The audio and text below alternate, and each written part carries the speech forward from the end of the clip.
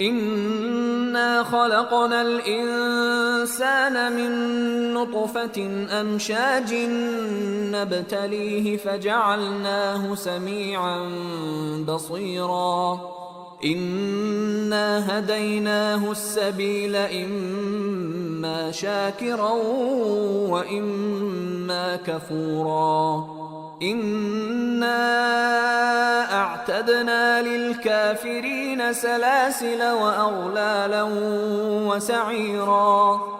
إن الأبرار يشربون من كأس كان مزاجها كافورا